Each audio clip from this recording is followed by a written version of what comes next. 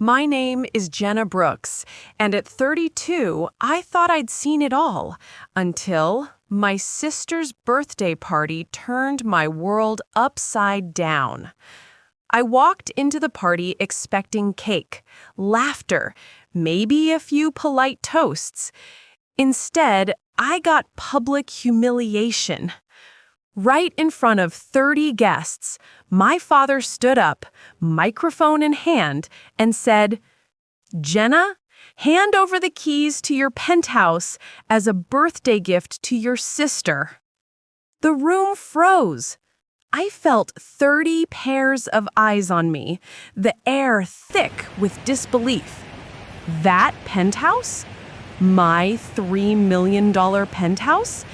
Was my pride, my hard-earned dream. And yet, he spoke like it was his to give away. When I refused, the smile on his face vanished. And then, the sound that still echoes in my head. The slap. His hand struck across my cheek so hard that one of my pearl earrings flew across the floor. Gasps filled the room. Someone whispered, "Is she recording this?" And someone else already was. I didn't cry. I didn't scream. I simply picked up my earring, looked my sister straight in the eye, and said softly, "Happy birthday." Then I turned and walked out. In the hallway, I pulled out my phone and pressed one button. 30 minutes later, the party doors swung open. A woman in her 80s walked in, cane tapping the marble floor. Her voice like steel. "You have 5 minutes to explain." And just like that, the night took a turn no one expected. That evening, I stepped into my parents' luxurious home in Atlanta, Georgia, for my sister Tara's 35th birthday party. The place screamed money.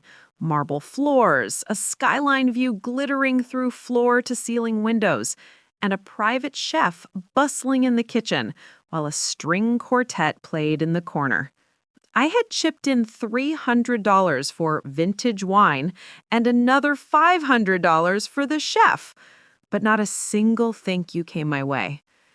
My mother brushed past me, her perfume heavy and familiar, fussing over the dessert table like I wasn't even there. When Tara entered, the guest of honor, all heads turned. She was radiant in a designer dress she didn't pay for, laughing too loudly, pretending not to notice me. My father rushed over, hugging her like she was the only daughter he ever had. "My beautiful girl," he said, beaming. "Look at you. Perfect, as always." And just like that, I became invisible.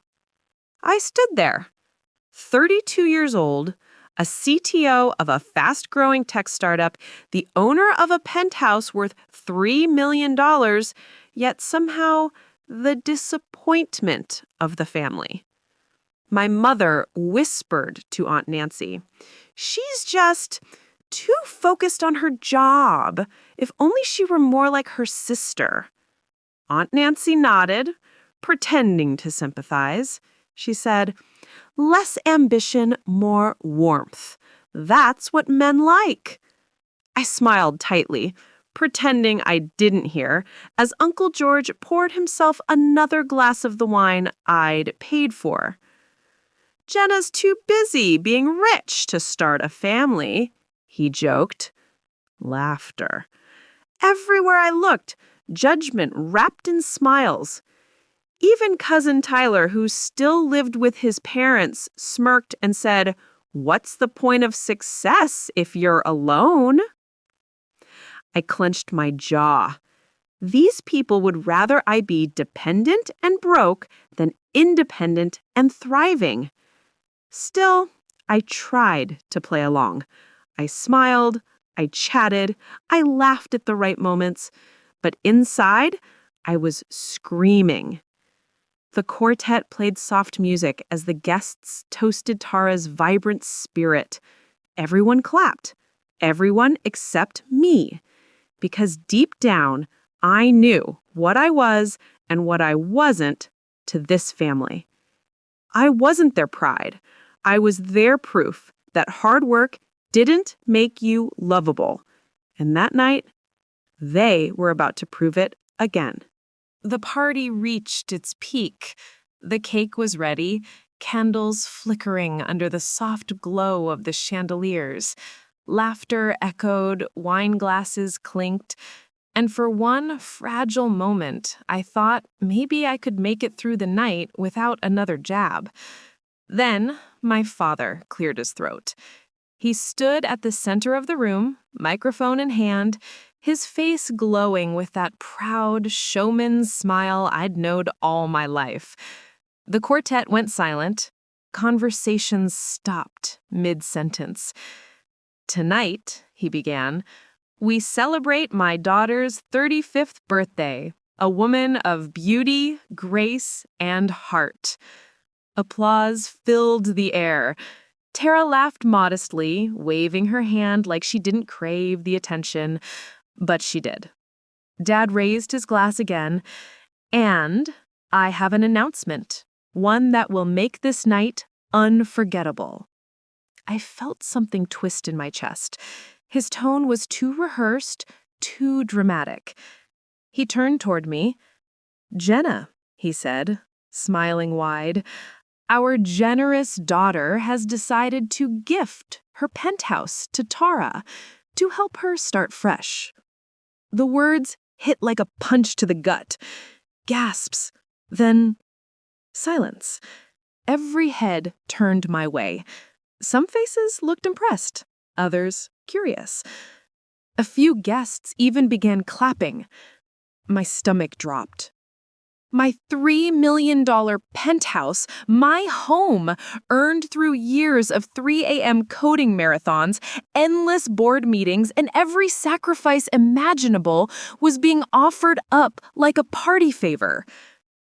I searched Tara's face. Her hand flew to her chest in fake surprise. "Oh, Dad, really?" she gasped, but the smirk tugging at her lips gave her away. She knew. She'd known all along. I stood there, frozen, the wine glass trembling slightly in my hand. Dad continued talking, his voice dripping with false sincerity. "Your sister's been struggling lately. It's only fair that family steps up, right, Jenna?" The crowd murmured in approval. Mom joined in, her tone soft but cutting. "Jenna, you've done so well for yourself. Sharing is the least you can do." Aunt Nancy leaned forward with her sharp little smile. "Don't be selfish, dear." And Uncle George added, "Family first. You don't need that big place all to yourself." The pressure was suffocating. Dozens of eyes stared at me, waiting for my grateful acceptance. But instead, I took a breath, straightened my shoulders, and said a single word, clear and steady.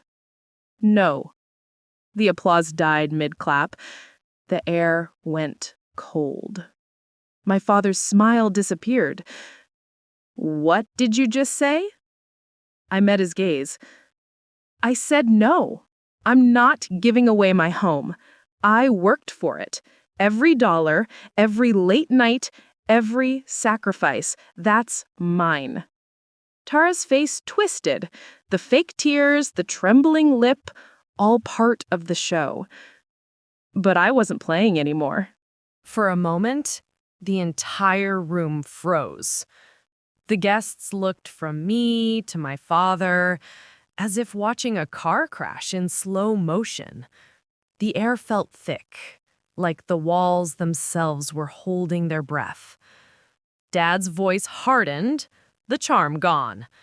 "Jenna, this isn't the time to make a scene." "You already made it one," I replied, calmly.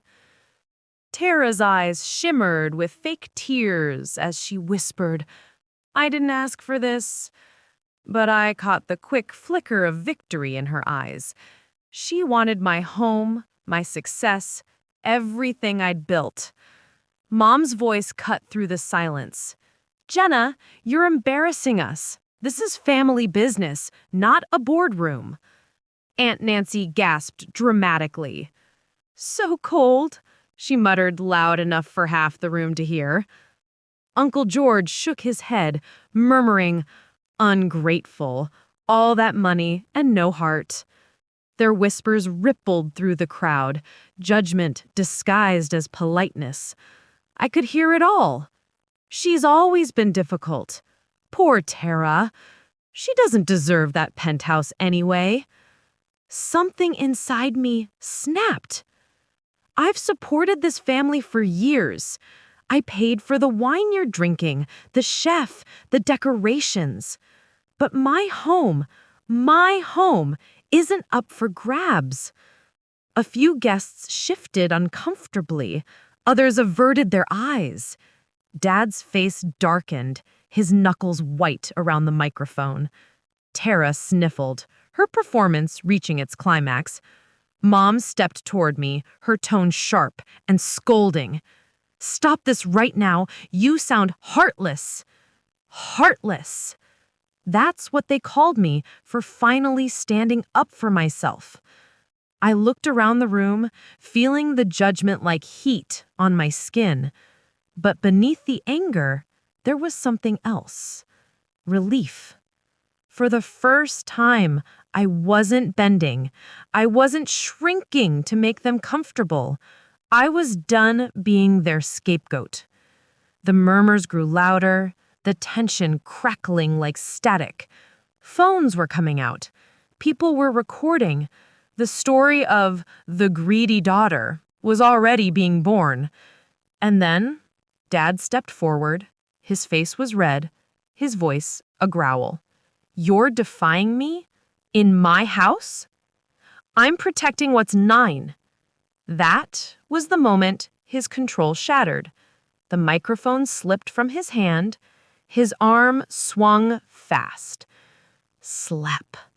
A sharp crack filled the air. Pain exploded across my cheek. My head jerked sideways. My earring flew, a glint of pearl spinning across the marble floor. The room gasped.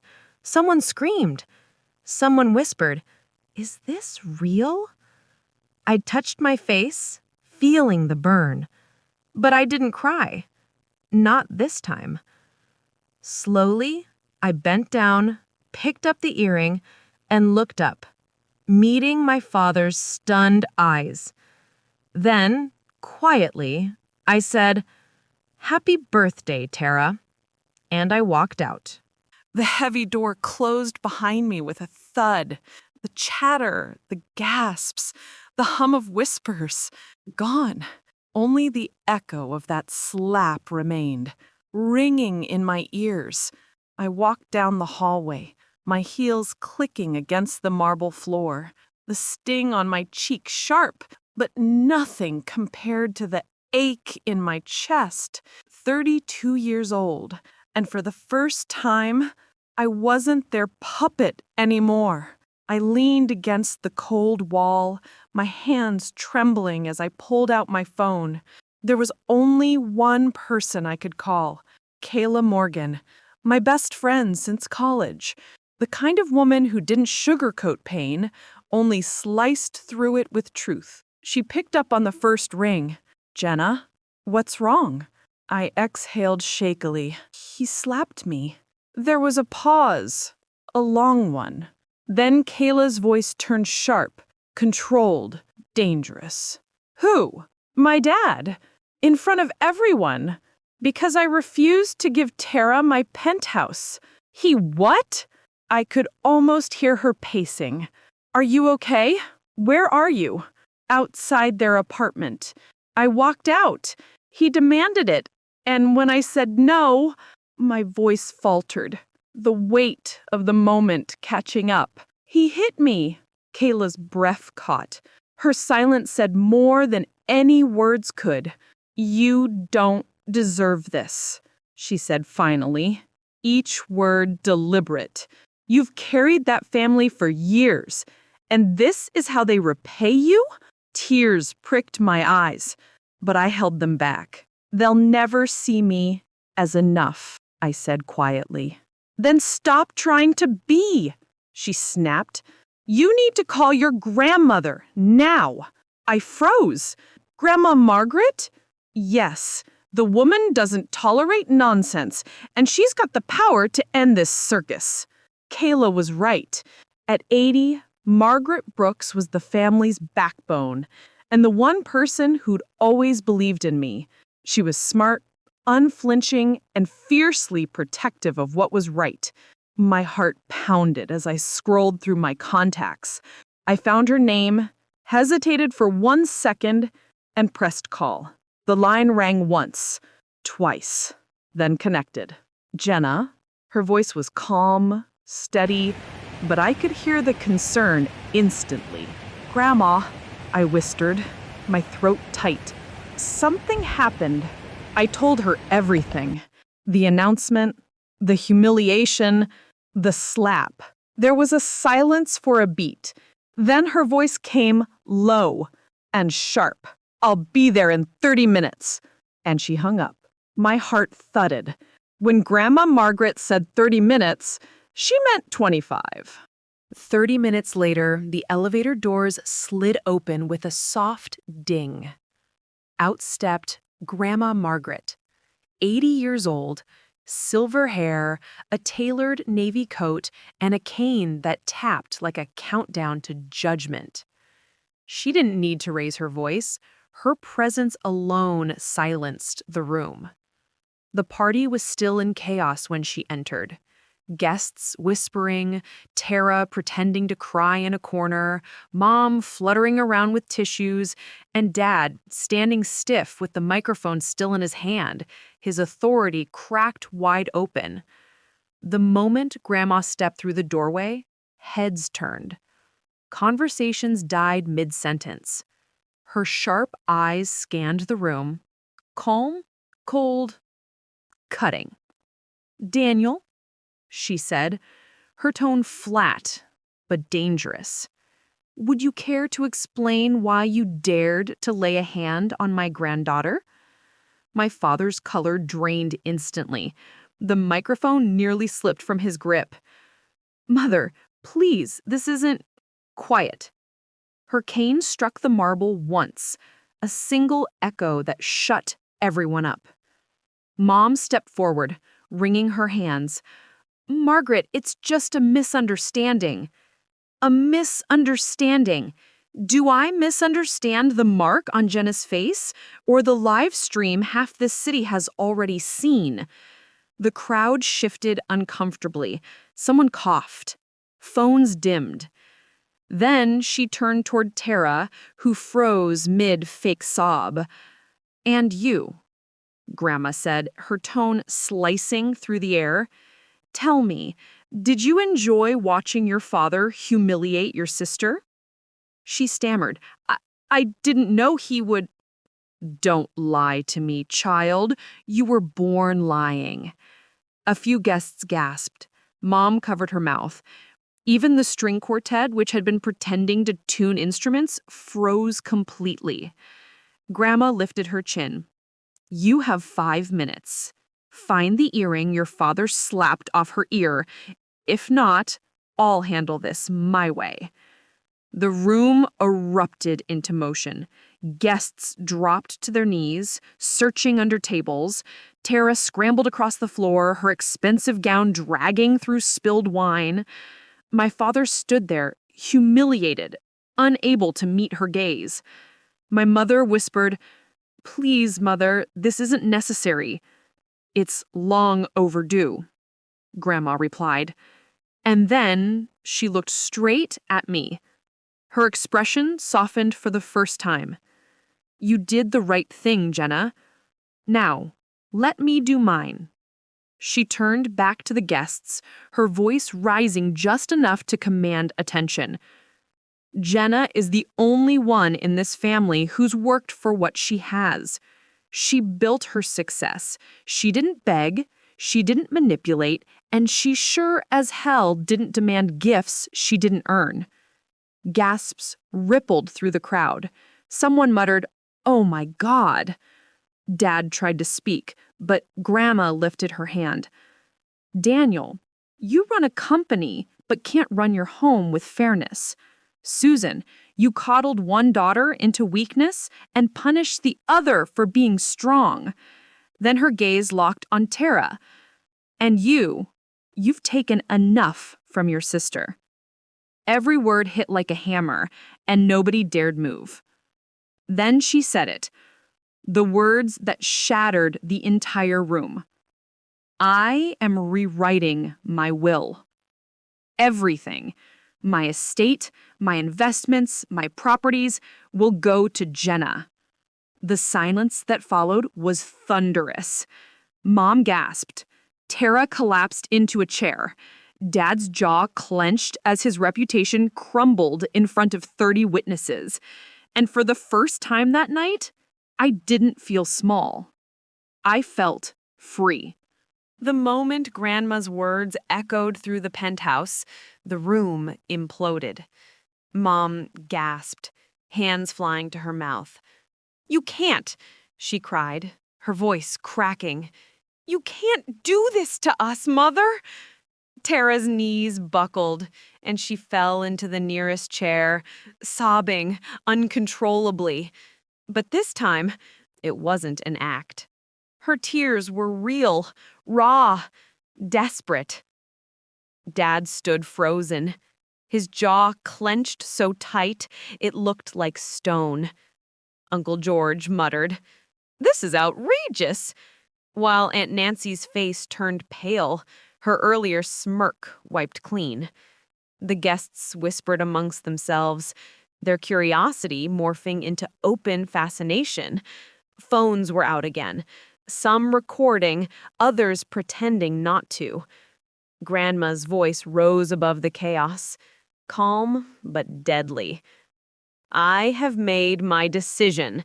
My money will go to the one person in this room who's proven she deserves it." Her cane tapped once, twice, cutting through the noise. "Jenna." Every head turned toward me. My throat tightened, but I stood tall. I didn't gloat. I didn't smile. I simply met her gaze, grateful and stunned. Mom stepped forward, her mascara running, her voice trembling. "We're a family, Mother. Don't destroy us over one argument." Grandma's eyes flashed. "Destroy you?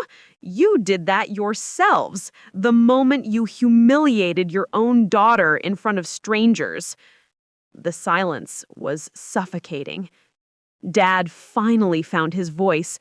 "Jenna doesn't need your money. She's fine. She's strong. Strong because she had to be. No thanks to you." Tara sobbed harder. "Grandma, please," she begged, voice shaking. "I didn't mean for this to happen." "You meant every word, every silence. You let your father humiliate your sister. You let your mother justify it. And you enjoyed every second of it until the slap." The words hit like bullets. Guests whispered. Phones kept recording. The Carter family, once the model of Atlanta's high society, was unraveling in real time. Then Grandma turned to me one last time. "This family has failed you, Jenna, but you will rise from it. I'm proud of you, and I will not let them take anything more." Her tone softened. "You deserve peace. And from this day forward, you will have it." And with that, she turned and left the room, her cane tapping rhythmically like a final verdict. No one spoke for several seconds after she left. Mom stared at the door, shaking. Dad stood motionless, humiliated. Tara's mascara streaked down her cheeks, her perfect image shattered. And me? I walked to the door, my cheeks still stinging, but my spirit finally unbroken.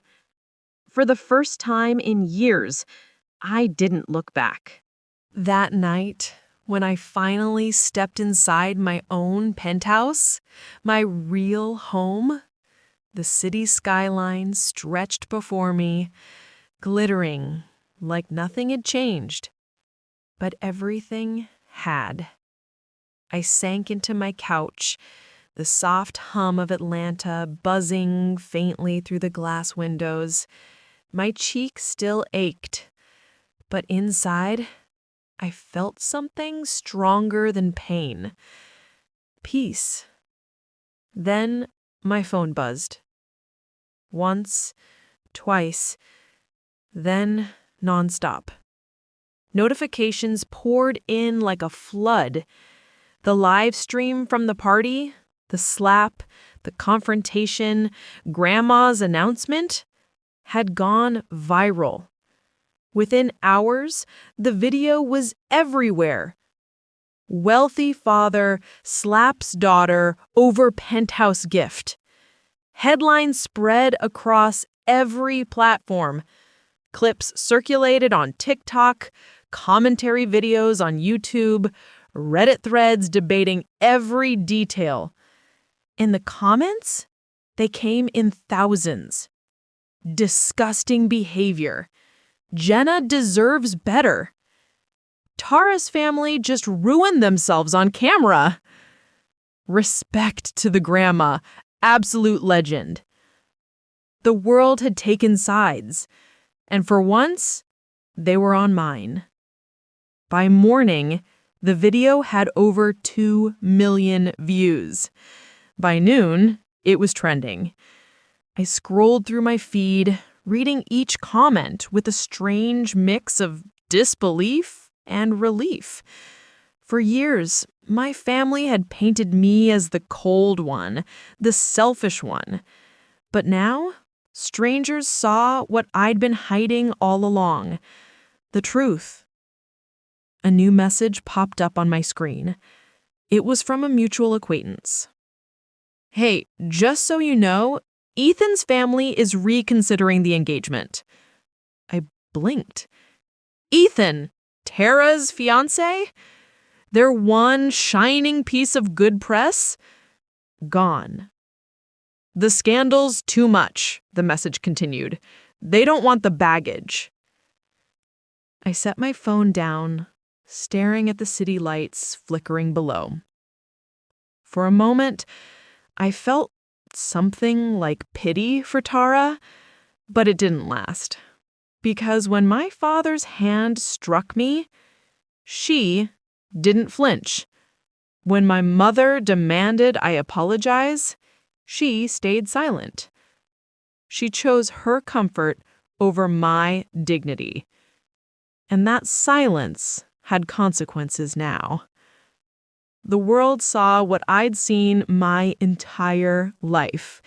And this time, I wasn't the one left explaining. It had been 2 days since the video exploded across the internet. My phone still buzzed every few minutes. Messages from colleagues, old classmates, even strangers, thanking me for standing up for myself. But that evening, just as the city lights began to shimmer outside my window, the doorbell rang. I wasn't expecting anyone. When I opened the door, my breath caught. Standing there were my parents. Mom's eyes were red and swollen. Dad's posture, once towering and proud, looked small, defeated. "Jenna," he said softly, his voice stripped of authority. "We need to talk." Mom nodded, clutching her purse with trembling hands. "Please, Jenna. We're sorry." I didn't move. The silence between us felt heavier than any slap. "Sorry," I said quietly. "For what? The public humiliation or the physical assault?" Dad winced, his eyes darting to the floor. "You know it wasn't supposed to go that far. I lost control." Mom's voice wavered. "The pressure to help Tara, it got out of hand. We didn't think, Jenna. We just—" I crossed my arms, cutting her off. "You didn't think? Because you never do. Not when it comes to me." The words came out calm, cold, but true. Mom's lip quivered. "We're family, Jenna. We made a mistake. Don't cut us off." I shook my head slowly. A mistake is forgetting a birthday, not demanding my home and slapping me when I say no. Dad looked up then, his voice low. "You've every right to hate me, but please, don't hate your mother." "I don't hate either of you," I said quietly. "I just don't trust you anymore." The truth hung in the air like smoke. Mom reached out, her hand trembling. "Please, Jenna, we can fix this." I stepped back. "No," I said firmly. "You can't fix what you refused to see for years." For a moment, no one spoke. Then, slowly, I closed the door. Their silhouettes blurred through the frosted glass. Two figures that once defined my world, now just ghosts in the hallway. When the latch clicked, my heart was pounding. But under the ache was something new. Freedom. For the first time in my life, I had drawn a line and stayed on the right side of it. A week passed. No more calls, no messages, just silence. But it wasn't empty, it was peaceful. Kayla came over that weekend carrying coffee and her usual fiery energy. She took one look at me and smiled. "You look lighter," she said. I nodded. "Because I finally let go." We sat on my balcony overlooking the Atlanta skyline, the same view my father tried to take from me, now a symbol of everything I fought for. Kayla scrolled through her phone, smirking. "You're trending again. People are calling your grandmother the internet's new icon." I laughed softly. She's always been one. Then my phone buzzed, a new email notification. It was from Grandma Margaret. I opened it, my chest tightening as I read her words. "Jenna, my decision stands. The will is being redrafted. You are my sole heir. You've proven your worth, not just to me, but to yourself. Stay strong. Love, Grandma." My eyes stung, not from sadness, but pride. Her faith in me meant more than any inheritance ever could. 3 months later, I stood on a stage at my company's awards ceremony, the glass trophy in my hands catching the lights. A Chief Technology Officer of the Year. Applause thundered around me, cameras flashing. For the first time, the cheers didn't feel hollow. They were earned. I looked out at the crowd and thought of every night I stayed up coding, every weekend I spent building something no one believed in. And I realized I didn't need validation from people who never understood me. The next morning, I visited Grandma Margaret at her favorite cafe. She greeted me with that same steel-eyed warmth. "You look happy," she said.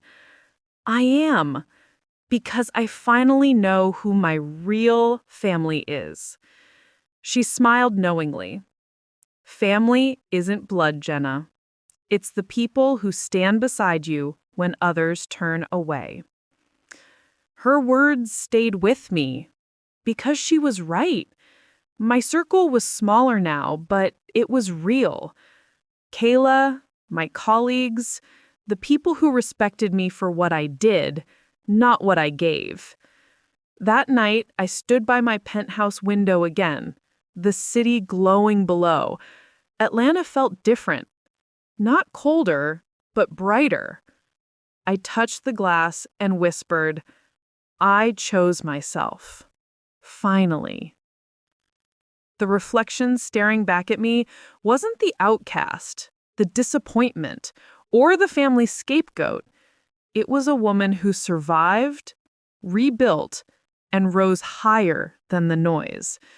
And if anyone watching this has ever been made to feel small by the people who should have lifted you up, remember, you owe them nothing. Not your home, not your peace, not your worth. You owe it to yourself to stand tall and never apologize for it. So tell me in the comments, have you ever had to choose yourself over family expectations? Because your story might just help someone else do the same.